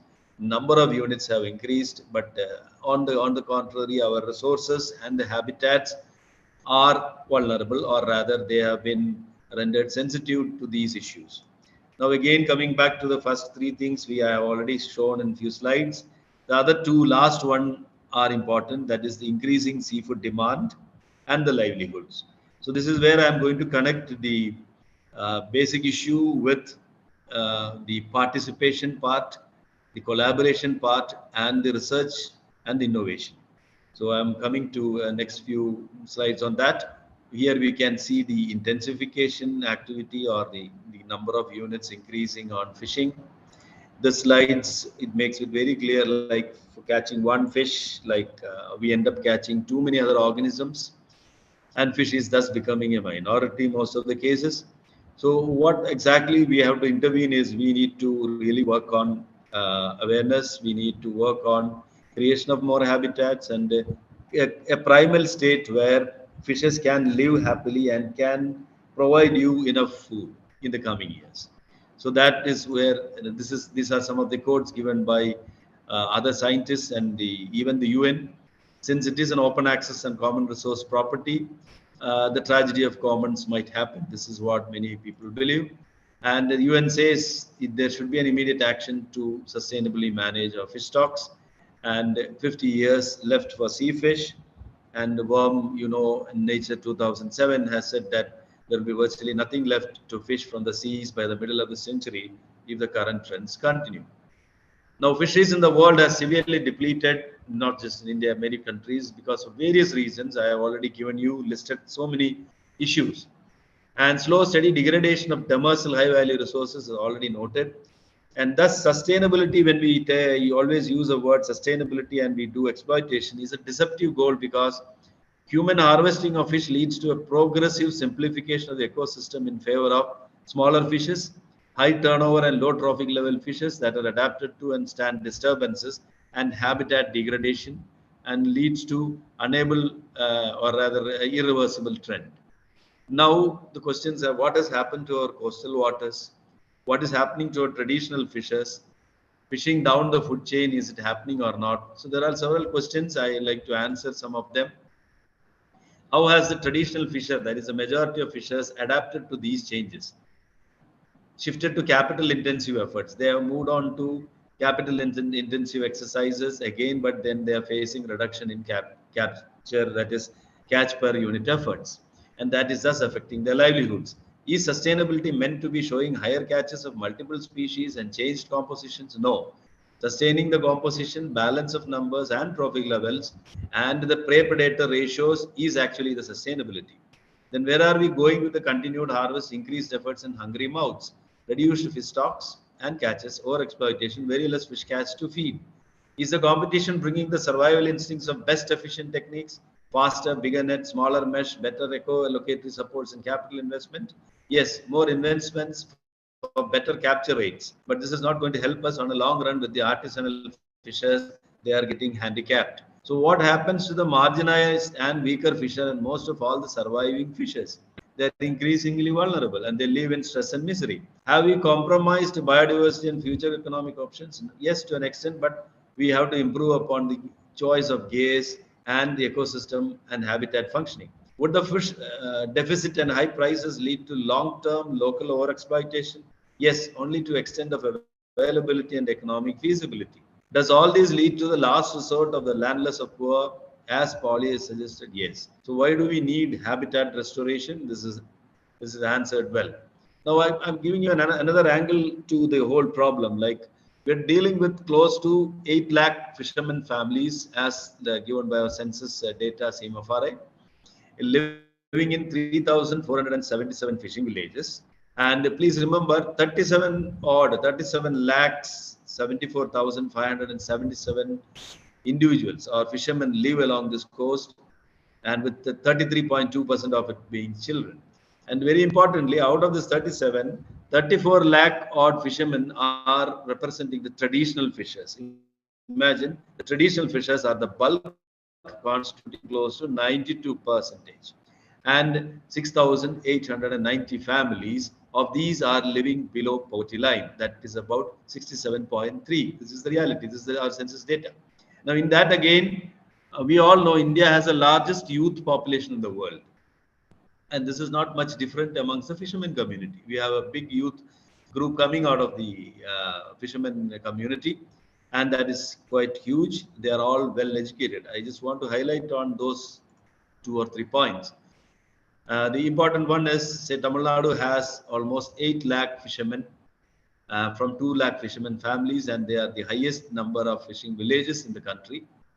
And but 75% are living below poverty line, as is revealed by our census, which is the highest among all the states. Now, interestingly, boys and the male children and the girl children together contribute close to 33% of the total population. And they're all academically very good. They're sound. I'm coming to the key question now.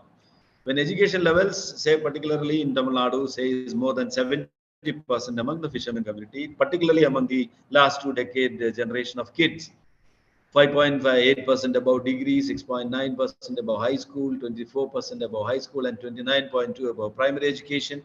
So with this kind of a qualified education, are we asking them to be the fishermen for the future?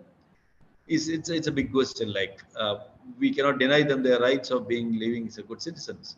Now, this is a small primary survey. This is the big question. Who is going to be a fisherman in the coming years? We talk of fisheries, we talk of fish, but who is going to be a fisherman providing us fish? When the younger generation is already educated, they're qualified, and the uncertainty of our fisheries and resources declining is already been mentioned. So there is a big issue in terms of resource availability, the value obtaining, plus who takes up this next generation fishing exercise, particularly when they are qualified and they have other options too. Now, this is where our interventions are going to be very important to make this job more incentivized, to invite them more, or rather to invite others also into this profession, feel that this is more a dignified activity and there are resources available so that we can sustainably exploit. So it should be a learn while you do exercise, or do and get experience, or experience gives more confidence, and make it a profession if it pays, make it a business if it reaps, know your limits. And that's how we invite more of youth into orienting, educating, and making them more into active fisher or progressive thinkers within the society. This is a model which we have developed in inspiring young youth as well as the modern day younger generation into participatory mode of management of fisheries, livelihoods, improving their job orientations towards the industry, etc. What are the options we have tried out is cage culture or live fish trade in artificial reefs, live bait fishing, ornamental fish trades, conservative fishing or release of brood stocks, rewilding, game fishing, marketing, ecotourism, scuba and diving sports, value addition, and ecotourism. For this, obviously, there is a series of process involved. We have to select a village where these kids are forthcoming. We have several meetings, consultative meetings, institutional building takes place, registration of group takes place, identification of opportunities and their talents. Then we bring about a particular activity, and that's how. So about 2 decades, I have delved into this exercise of bringing them up, rather connecting them back, or rather inviting the distracted group back into the main fold and giving them options other than just intensified fishing and fisheries alone. So the process involved in the build-up of the associations involved primary meetings and formation of willing team leaders, creation of MOUs, bylaws and registrations, election of office bearers, and things like that, having bank accounts, setting up a logo and things like that. And then awareness meetings and training programs and skill development programs. Several such associations all around Tamil Nadu, we have been able to promote and bring about and invite them doing various activities. That includes ocean health awareness programs, marathons, boat races, farming, cage farming, reef deployments, etc.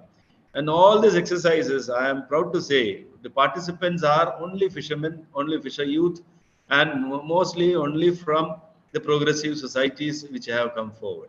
And I'm very happy that they have put a foot right foot ahead in seeing that these things are taking place very soon. These are some of the logos and some of the associations which I am talking about. Coming to the key area now, like we have seen fishermen a little disappointed, or rather resources not in a very healthy altogether, particularly when we talk about the traditional sector, because the bulk of the landings, as we have seen in the first slide, 80% of the catches are responsible from the mechanized fleet, which is a very small sector in terms of from the population of fishermen, as well as number of gays or number of intensive efforts.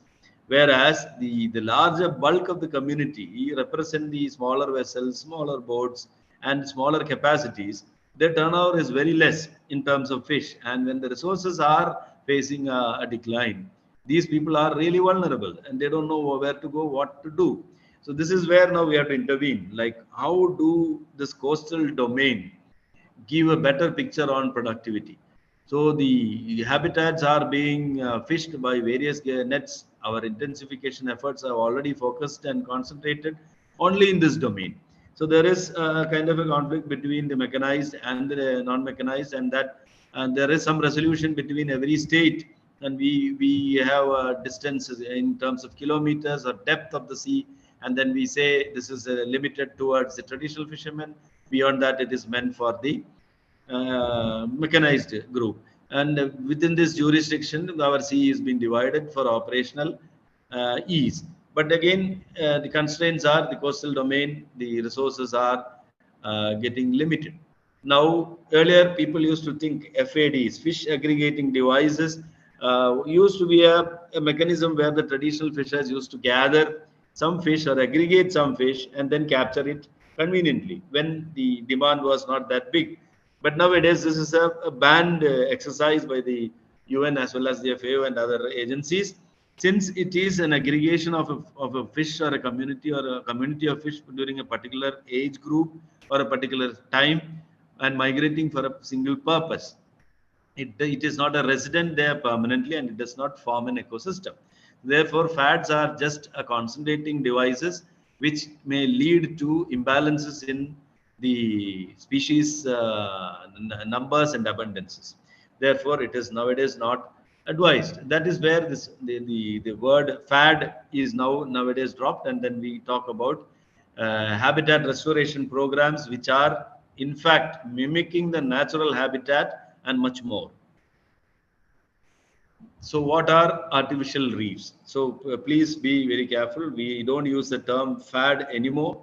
FADs are something which are very temporary in nature, and they are not supposedly to be used intensively, which may what you call selectively harm a particular group of fish, and that will be not beneficial.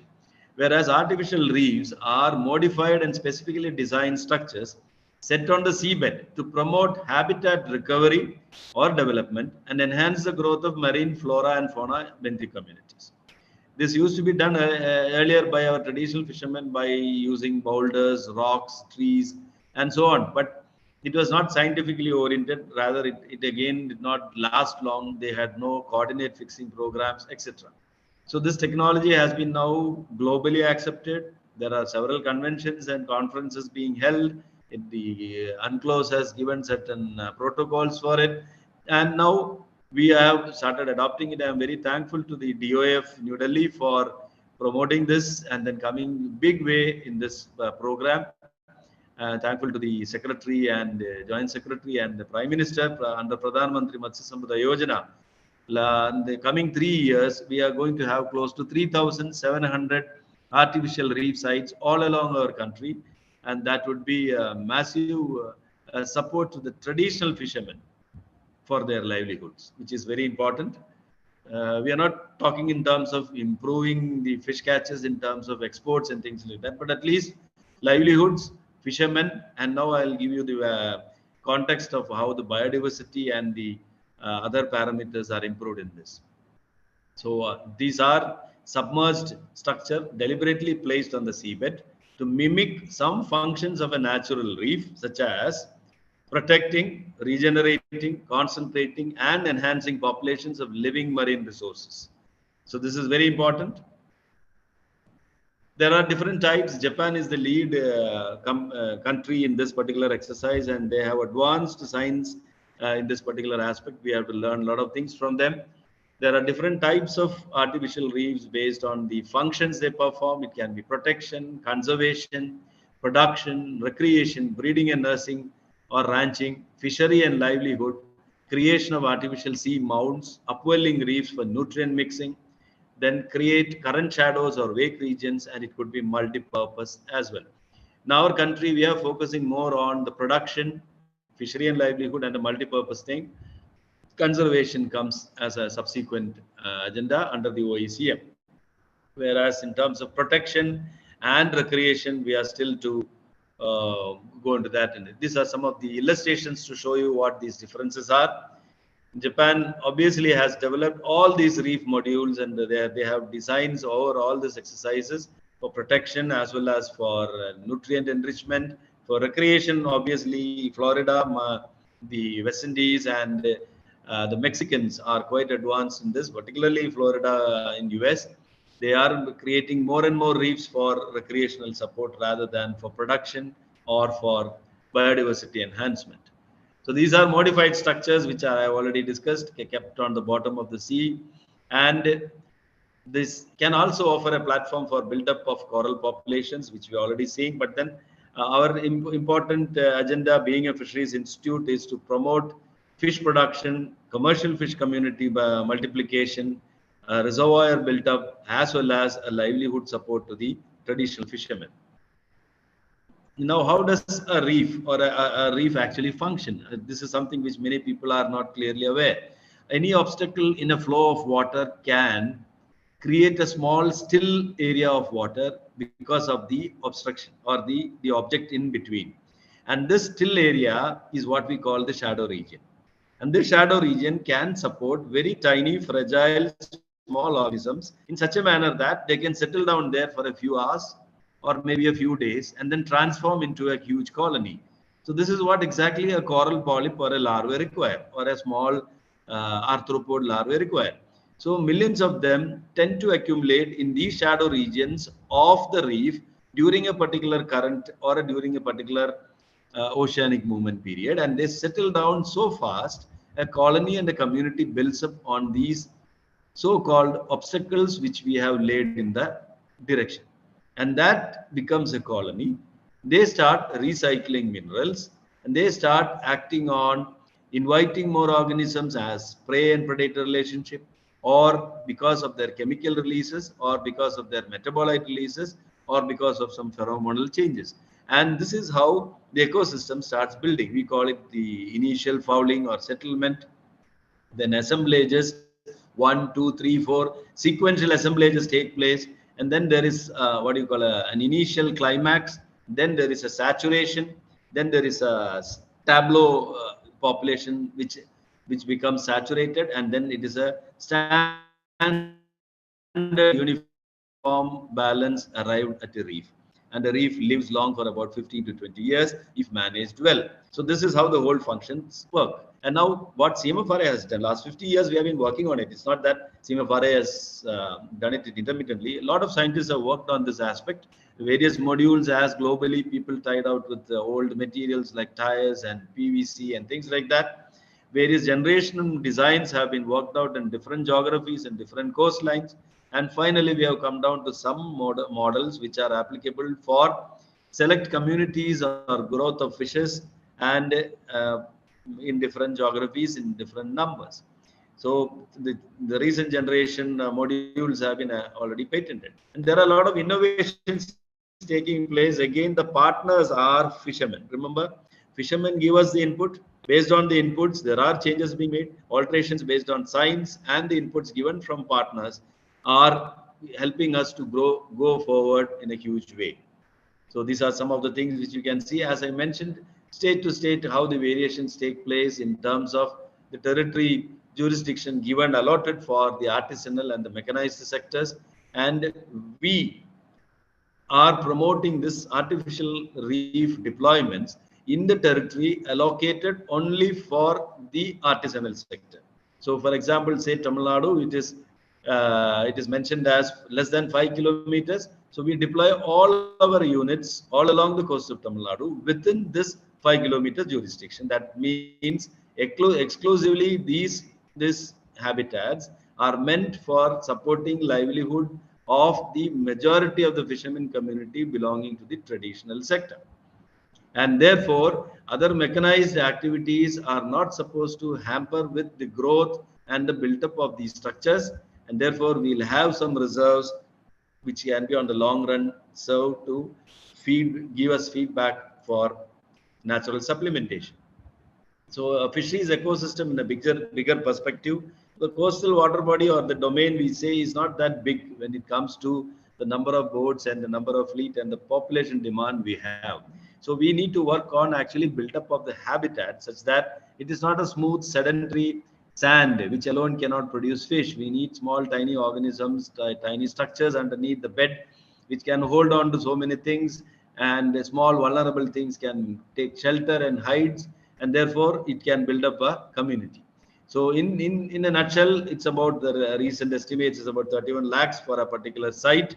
In a village, that's about 250 units of a concrete modules, and the turnover starts within 1 year. It's about 400 meter cube bulk volume of area and volume, which is one patch which we do for a village. Another important thing which we must say we are blessed with is we have a huge turnout of sediments from rivers, particularly the Ganges and Brahmaputra and other rivers.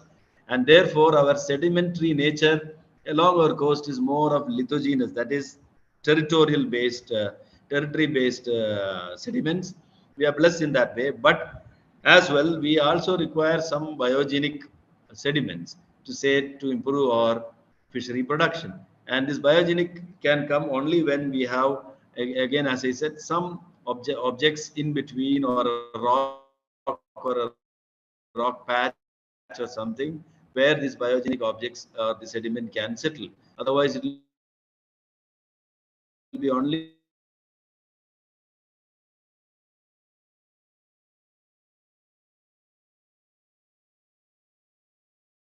bubbles just there. There will be no organic. So the most of the areas will lay back. We need to have more productive zones intermittently. We are blessed with a good source of river drainages. I'm just showing you the sediment characteristics of India. And this is again, what are these biogenic forms? We talk of how an obstruction makes a settlement, and what are the settlement, the immediate organisms. We talk of foraminiferans, the protozoans, coccolithins, the radiolarians, the diatoms, the phytoplanktons. They all have a body, they all have a skeleton, either made of silica or made of chitin or collagen or any material. These are all organic biogenic things. They settle down and they contribute to the bulk of the sediment immediately around a reef, and that is now recycled by the sedimentary living organisms like the polychaetes, the worms, the nematodes, etc. And they bring back the biominerals into the system. This is how the ecosystem starts working. So there is an automatic from smaller organisms take a density and then they settle down faster than an ordinary colloidal suspended matter taking years together to settle down. So in around a reef, the sedimentary nature is much faster. We have sediment settling down faster. We have organic cycling much faster. So the productivity is easily explained around a reef.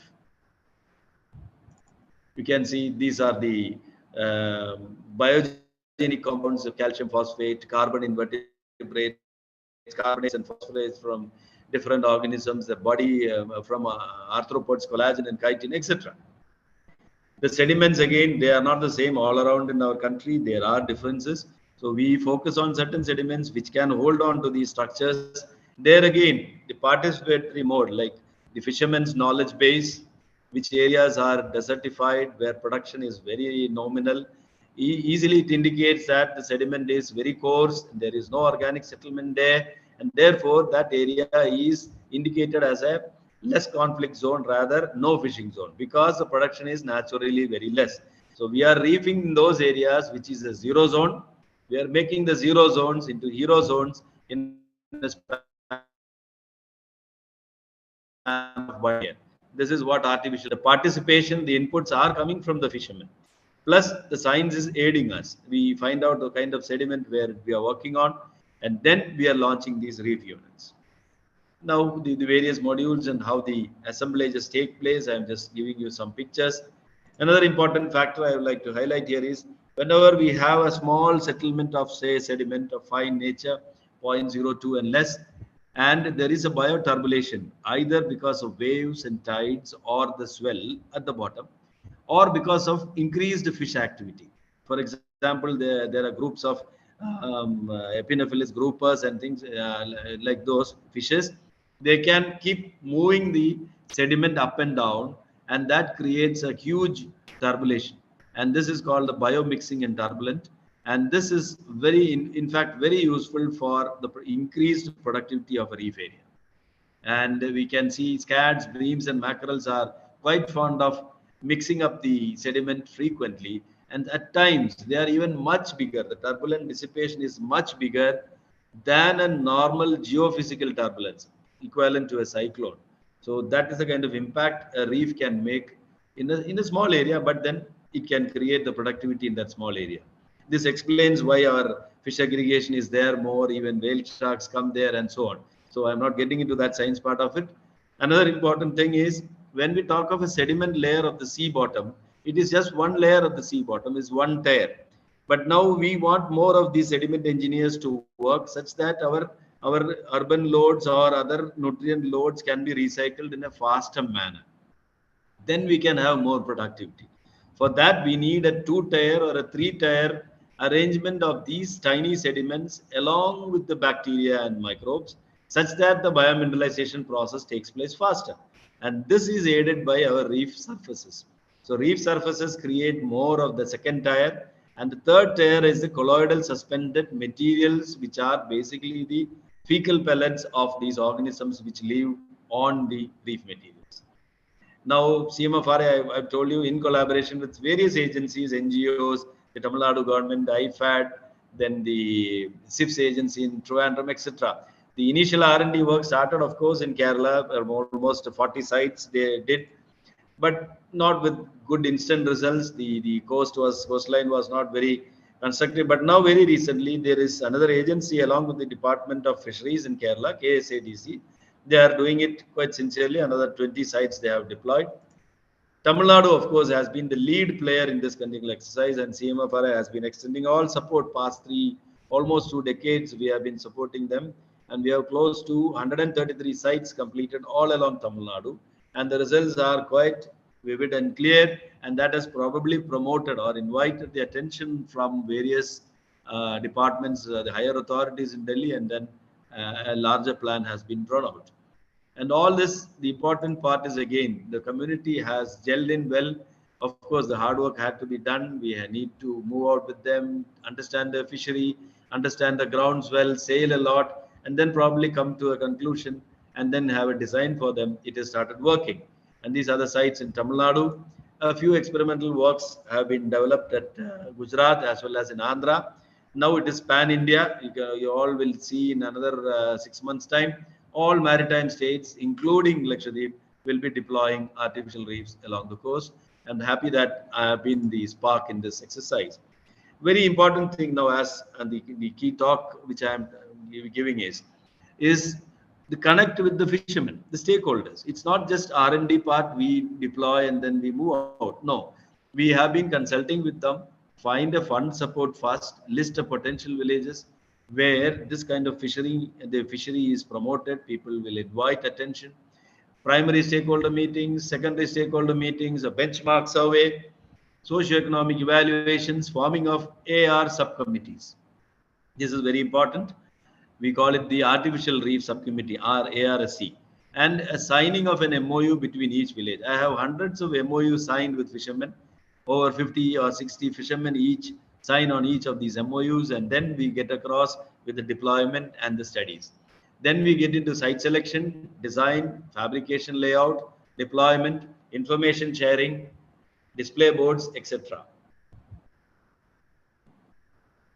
And the guidelines for reef management is again given. Now, the ARSC-led community management reef, they have a plan and policy. They do it. Data recording and feedback is what we get from them. Impact assessments are done now and then done independently.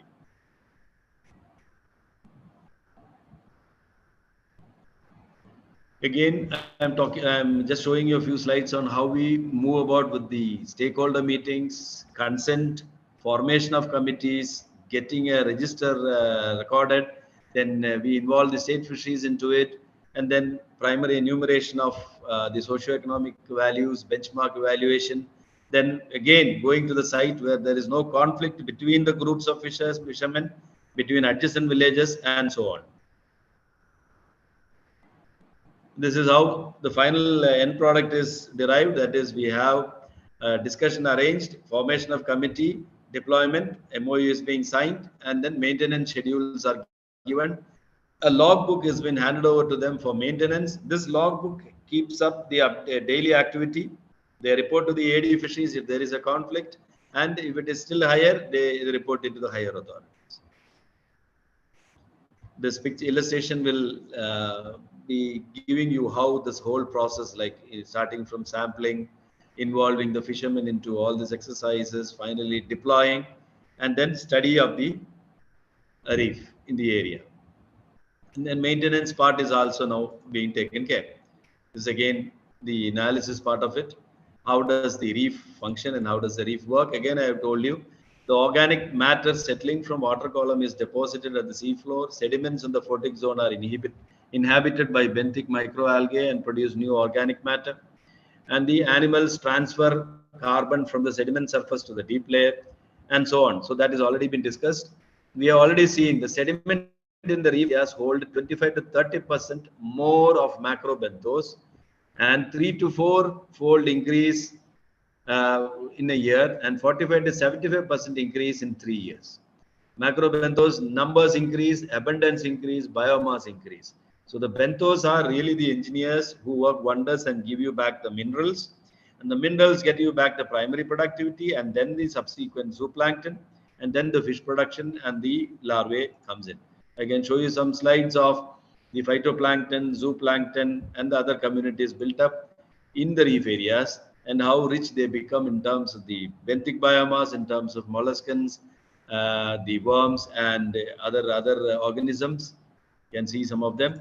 And this is a graph showing among villages how big gap, that is the difference between a non-AR site and an AR site, artificial reef sites. What is the difference in these two areas? And this, again, I come to how the community participates in the management.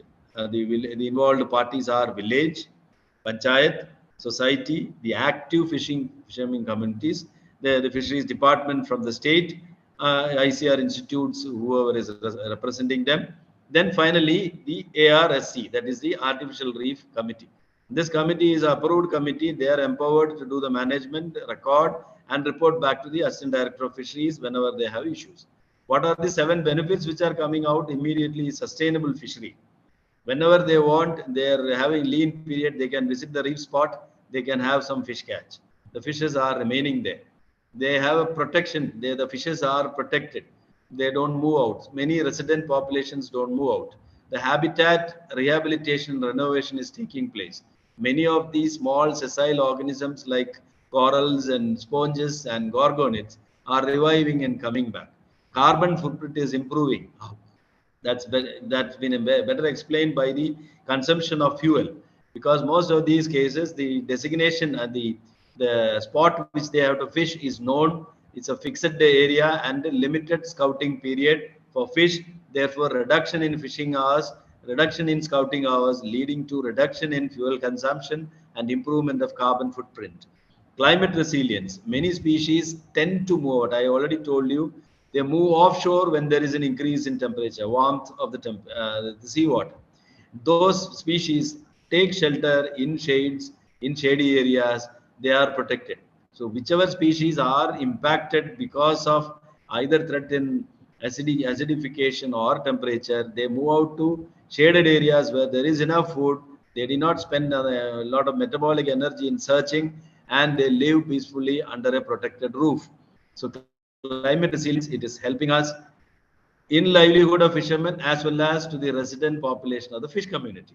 Improving biodiversity, we are talking of close to 300 species surviving on our fish reefs, and that is quite a huge number when we refer the same area prior to the deployment of the reef. It was just a sandy bottom or a coarse sand bottom. We had virtually just 10 or 12 organisms, which is now replaced with more than 500. And interestingly, none of these are new species. They are all native existing species. This is again based on the inputs given by the primary stakeholders. And finally, the livelihoods. I'll share you the economic turnover values.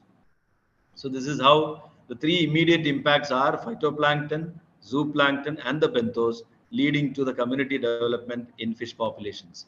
And this is the total conversion in terms of value. 5 to 25 kilogram per square meter is improvement of fish. 2 to 3 times increase in fish catches, particularly in gillnets and hook and line. 25 lakhs worth of fish catch is the minimum per reef site. It goes up to 1 crore. You can imagine 133 sites so far completed. If we multiply it into 1 crore each, it's about 133 crores per annum turnover from our reefs, going exclusively to the traditional fishermen's households. And now another big possibility emerging is these are hotspots for sea ranching. We are thinking of sea ranching into an open wild, which is a wild guess. Nobody knows where these young ones are going to. But when we have specific habitats designed for certain species, it could be really apt to release species on those habitats. 20 to 25 tons of biomass in terms of commercial fish alone lives at one particular given time on a reef site. So this is one big advantage. This is including, say, about 60 commercial varieties. Tenfold increase in bottom fish biomass is observed when you are fishing, and 25 times increase in pelagic and midwater fishes is observed when you are fishing using a gill net compared to a non-reef area adjacent. And there is over 300 times increase in the annual biomass flux over a period of time over the reefs. Again, the benefits to the small fishers, I am giving you the ratios. There, in terms of revenue, there is a huge jump. In terms of the cost, there is a reduction. And in terms of net income, there is again a huge jump on the reef areas. Similarly, in terms of fishing and before and after reef installation, gross income, there is, we highlighted how much, almost close to 4,000 to 5,000 rupees. There is a gap from the earlier practices. The net income is again increasing. There is a profit in the practices which are followed on reef areas. Not all the gears we can describe here. Many vulnerable species like the whale shark and the rays and the spotted rays and the guitar fishes find shelter or nourishment on reef areas. So this is something which is very interesting.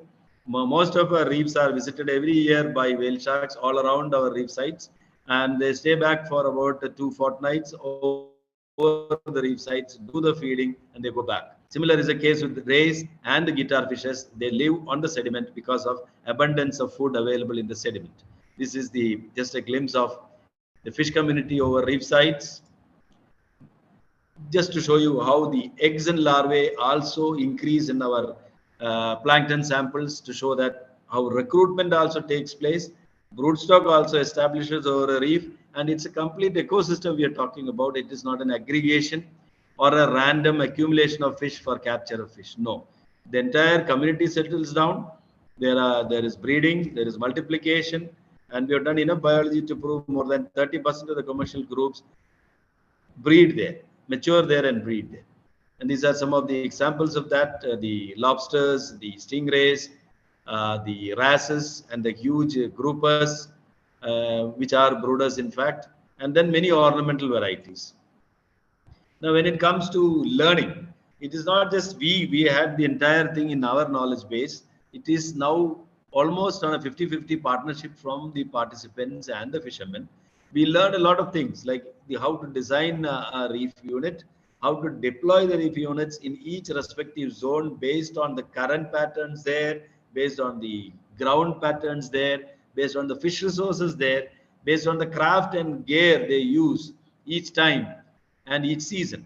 So we had to model our reef deployment unit in such a fashion that all these things are concurrent to their requirements. So it is a joint effort, and that is how learning from doing has taken place, and citizens' role in science has improved. And this has helped in strengthening our bond with the fishermen in this respect, because they are a party to it, they are a partner to it. We are just aiding them in improving their livelihoods, and this has helped us in a huge way. I can show you some of these layouts are drawn by fishermen and not by me or by my artist. These are layouts for reefs in their sites given by the respective fishing community.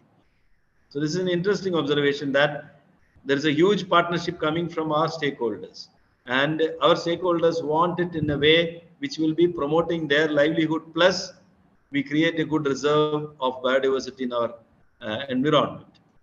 Another science emerging out is developing of calendars for fishing, developing of calendars for sustainable management, developing of calendars for breeding and nursing areas, for sea ranching possibilities, time schedules for release of fishes or broodstock, and so on. So if we have a log on a particular reservoir or a reserve or a particular reef area, it helps us in building up logs and calendars like this, and gives you an annual worksheet for various things, like when you have an anoxia there, when you have an upwelling there, how to do fishing for a particular group, what resource you want to take a particular time, ornamental fishes, broodstock, release of broodstock, and so on. So multiple function is being developed through the databases which is coming out from these reef areas, and fishermen are enjoying it. So various sports, various fishing methods have come up, various designs have come up, like many have gone into fishing live bait fishes from our reefs, which was only heard of in Lakshadweep. Now most of our reef sites are sources for live bait. Live baits are caught, kept on board, live conditions, going deep, they catch bigger fishes using live baits. The catch rates and efficiency has improved. This has reduced their cost on dead meat or dead baits, plus that has improved their efficiency in catch rates. And the reefs, whenever they want, enough fish is being taken live, and when they have caught enough, they release the rest of the fish back because they are live. They don't want to spoil them. So the green food, I mean, the fishermen have taken the lead, they have taken the innovations they have come out with, the utilization of the reef explains a lot of things in science. These are some of the exemplary finds we have told. Vulnerable groups, the huge brooders coming in, giant our whale shark visiting our sites, promoting tourism again. Now coming back to very important things like what the participatory role fishermen have. Like they have designed, they add on more materials to the reef, they add on to the reef units every third year, they do log maintenance, and there are records of even inviting divers themselves and cleaning their reefs of ghost nets, then inviting tourists and adventure people into the sport areas or the reef areas, and then getting an alternate livelihood into it. I know there are a few sports people who are now entering into this sector. There are IT companies who are sponsoring on removal of ghost nets, release of brooders into reef areas, sea ranching programs as CSR funded programs of ITC and Tata Consultancy and so on. So this is already happening, and fishermen have started generating revenue on those bases. It is not just fishing. They are arms and shoulders in terms of conservation, in terms of management, in terms of regulations and education and awareness. They are becoming participants in various activities which last 70 years I think we have been struggling to do. We have been trying to teach them, but then it was only one-sided: catch fish and sell. But now a lot of activities are coming up, and in fact we are very happy. Environmental protection for a long-term sustainability of ecosystem is what UN is advising. I'll give you a few slides on what the recent decade is about. So this is all in a nutshell, like we talk about the fishermen and mostly the younger generation of fishermen participating in our exercises of either farming or reefing or conservation or any other diverted activities related to coastline or the sea, and then promoting their livelihoods in a better manner such that they remain attached, connected to conservation measures as well as for promotion of more of sea wealth. And these are some of the things which the news media. Now, again, I told these are the issues, involvement of all stakeholders. We have involved deployment at the right place. So again, participation is very essential. Change in mindset, with catching methods from gill nets to hook and line, or creating only hook and line fishing. That was a social accountability, but creating awareness has helped it.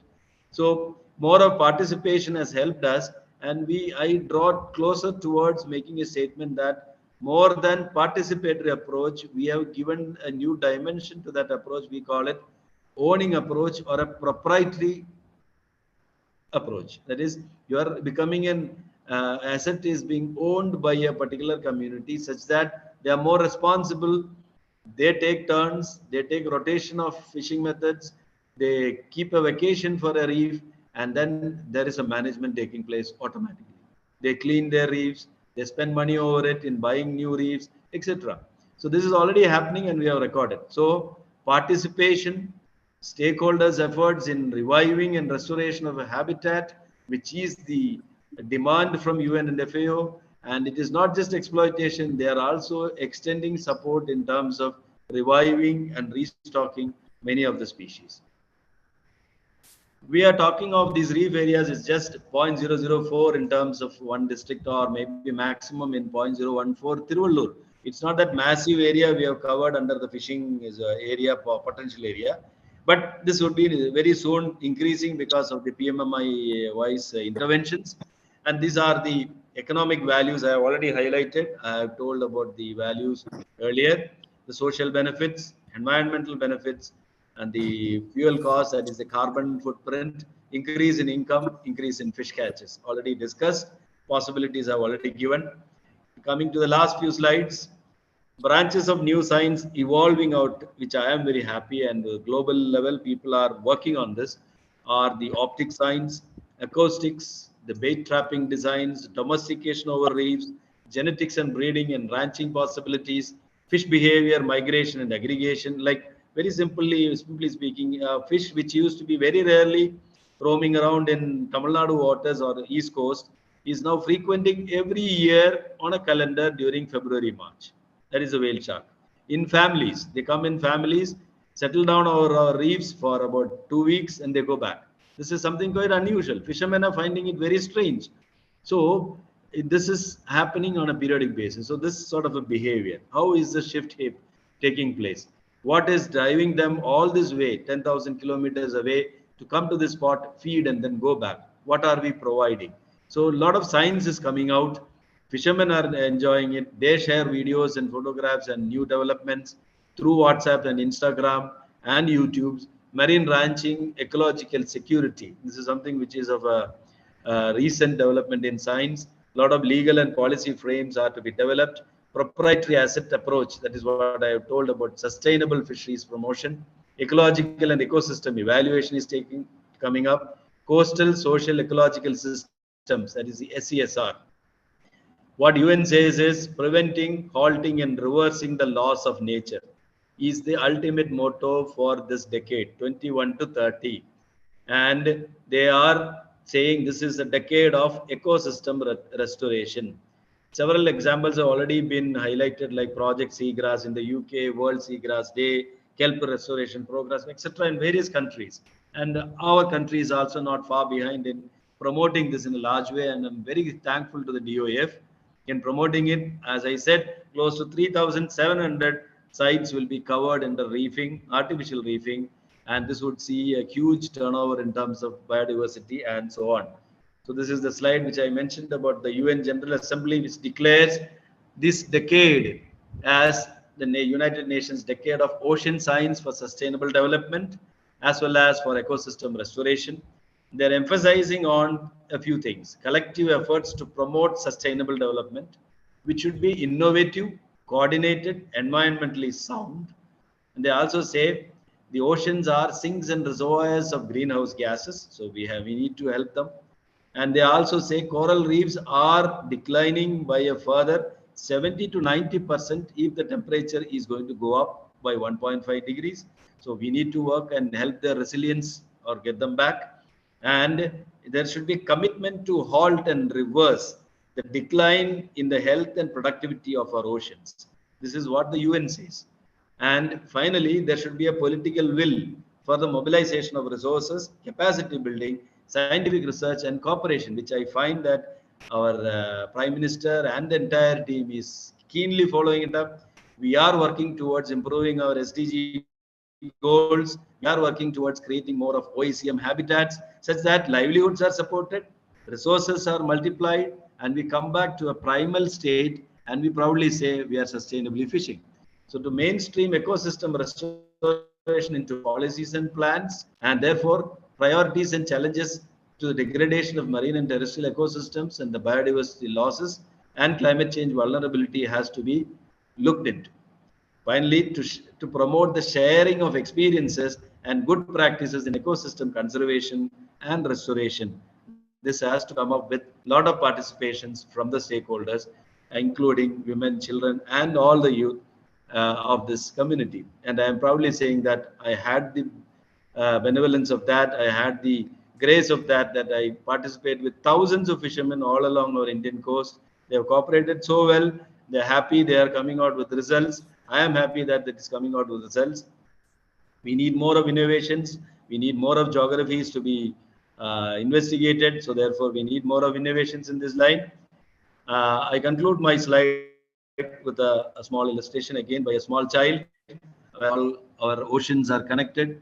All organisms, the vulnerable marine mammals are shown, and how fishes live peacefully as a garland of peace around the planet Earth. I thank all the organizers for having given me the opportunity, especially Dr. Sahu sir is a good friend of mine. After a long number of years, I think we are chatting. Then Dr. Sahu and Soundarai, again, we were here he was in Siba. We had an association at that time. After that, he is now there. So thank you very much. Wish all the other delegates as well as the participants good luck and happy. Thank you, Dr. Soundarai. Thank you. Thank you. Thank you so much, sir. You have given a very good overview of the marine fisheries and exhaustive presentation on these artificial reef.